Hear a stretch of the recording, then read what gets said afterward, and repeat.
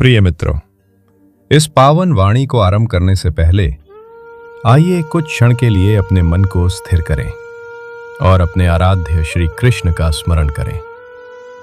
हे द्वारकाधीश, जो भी भक्त आज इस वाणी को सुन रहा है, उसके जीवन में आपकी कृपा निरंतर बनी रहे, उसके मन का बोझ हल्का हो, उसकी पीड़ा को शांति मिले और उसके भीतर फिर से विश्वास जागृत हो।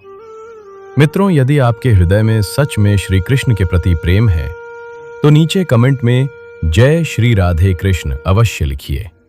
आपका ये छोटा सा भाव इस भक्ति यात्रा को और अधिक पवित्र बना देता है। और यदि ये वाणी आपके मन को स्पर्श कर रही है तो इसे अपने उन लोगों तक जरूर पहुंचाइए जिनकी आप अपने जीवन में सबसे अधिक परवाह करते हैं, क्योंकि कई बार एक सही समय पर सुनी गई बात किसी की पूरी सोच बदल देती है। यदि आप इस चैनल पर नए हैं तो चैनल को सब्सक्राइब करें और घंटी के चिन्ह को दबाएं ताकि आप ऐसी हर आध्यात्मिक यात्रा से जुड़े रह सकें। अब आइए इस गहरे सत्य की ओर आगे बढ़ते हैं। हे पार्थ, ये सत्य जान लो कि कोई भी कर्म व्यर्थ नहीं जाता।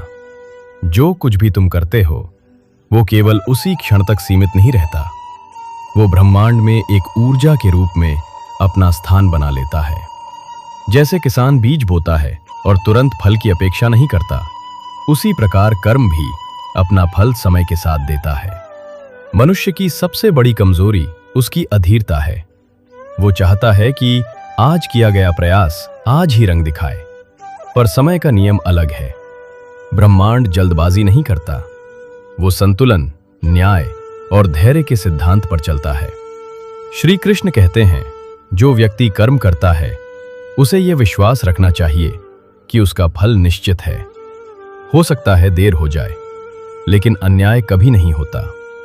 जब कोई कर्म किया जाता है तो वो कारण और परिणाम की श्रृंखला में प्रवेश कर जाता है। वो तुरंत दिखाई नहीं देता, पर भीतर ही भीतर अपना मार्ग बनाता रहता है। और जब समय परिपक्व होता है तो वही कर्म हमारे जीवन में लौटकर अपना प्रभाव दिखाता है।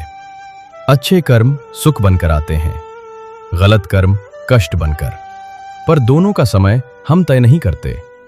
कई बार जीवन हमें प्रतीक्षा की अग्नि से गुजरने को कहता है। ऐसे समय में श्रद्धा ही हमारा सहारा बनती है। यदि विश्वास बना रहे तो देर से ही सही फल अवश्य मिलता है। कर्म का परिणाम इस बात पर निर्भर करता है कि कर्म किस भावना से किया गया। यदि कर्म केवल फल की लालसा से हो तो वही कर्म बंधन बन जाता है, पर यदि वही कार्य निष्काम भाव से किया जाए तो वही मुक्त होने का मार्ग बन जाता है। श्री कृष्ण समझाते हैं, जो अपने कर्तव्य को पूजा मानकर करता है उसे चिंता करने की आवश्यकता नहीं होती, क्योंकि उसका कर्म ही उसका सबसे बड़ा आधार बन जाता है। इस संसार में जो कुछ भी हमारे साथ घटता है वो हमारे ही कर्मों की प्रतिध्वनि है।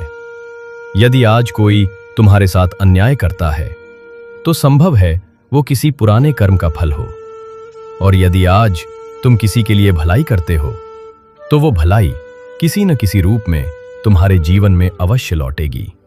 ये चक्र कभी नहीं रुकता। कई बार मन प्रश्न करता है, मैंने तो सदा सही किया, फिर भी मेरे हिस्से में दुख क्यों आया? श्री कृष्ण कहते हैं, हे मानव, कर्मों का लेखा केवल इस जन्म तक सीमित नहीं होता। आत्मा अमर है, वो अपने कर्मों के संस्कारों के साथ अनेक जन्मों से होकर गुजरती है। जो फल आज नहीं मिला वो भविष्य में मिलेगा, और जो पीड़ा आज सहनी पड़ रही है वो किसी पुराने कर्म की छाया भी हो सकती है। इसलिए कृष्ण कहते हैं, अपने वर्तमान को शुद्ध करो, बाकी सब मुझ पर छोड़ दो। हर कर्म एक बीज है। कुछ बीज तुरंत अंकुरित हो जाते हैं और कुछ को समय लगता है। मनुष्य सोचता है कि ईश्वर चुप है, पर वास्तव में वो हर कर्म को देख रहा होता है। जब कोई छल करता है, झूठ बोलता है या किसी का हृदय दुखाता है तो उस क्षण शायद कुछ दिखाई न दे, पर भीतर ही भीतर उसका भविष्य आकार ले रहा होता है। और जब समय आता है तब मनुष्य समझता है, मैं वही काट रहा हूं जो मैंने कभी बोया था। यही गीता का सार है। कर्मों का फल केवल धन या दुख नहीं होता, वो रिश्तों के रूप में भी आता है, स्वास्थ्य के रूप में भी और मन की शांति के रूप में भी। ये जीवन एक दर्पण की तरह है, जैसा तुम देते हो वैसा ही लौट कर पाते हो। यदि कर्म शुद्ध है तो वो आशीर्वाद बन जाता है, और यदि कर्म में अहंकार या स्वार्थ है तो वही कर्म दुख का कारण बन जाता है। श्री कृष्ण कहते हैं, यदि तुम सत्य के मार्ग पर हो तो कठिनाइयां आएंगी, पर अंत में विजय तुम्हारी ही होगी। जीवन एक रणभूमि है, यहां हर क्षण हम कर्म कर रहे हैं, यहां तक कि हमारे विचार भी कर्म ही हैं। जैसे विचार होंगे वैसे भाव बनेंगे, और जैसे भाव होंगे वैसे कर्म। इसीलिए कृष्ण ने कहा, मनुष्य अपने विचारों से ही ऊंचा उठता है या गिरता है। सच्चा कर्म ही सच्ची भक्ति है।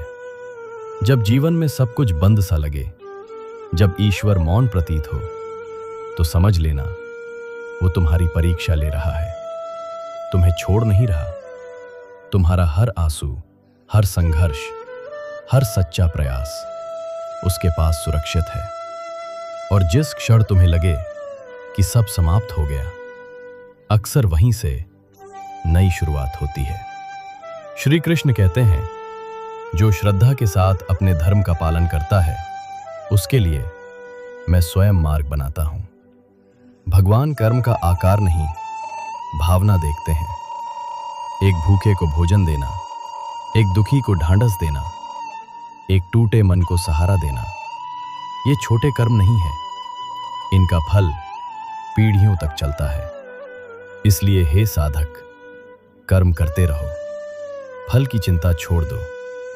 ईश्वर समय पर सब कुछ देता है। देरी हो सकती है, पर न्याय अवश्य होगा। मित्रों, आज की इस वाणी में फिलहाल इतना ही। यदि ये शब्द आपके हृदय को छू पाए हों तो वीडियो को लाइक और शेयर जरूर करें। कमेंट में जय श्री राधे कृष्ण लिखना ना भूलें। भगवान श्री कृष्ण आपके जीवन को शांति, प्रेम और प्रकाश से भर दें। जय श्री राधे कृष्ण।